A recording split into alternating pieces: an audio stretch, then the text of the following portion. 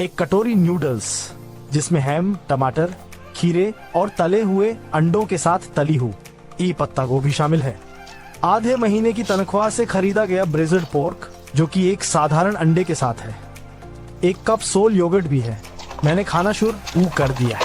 ये थोड़ा विद्रोही है लेकिन सादा और एक और खूबसूरत दिन है।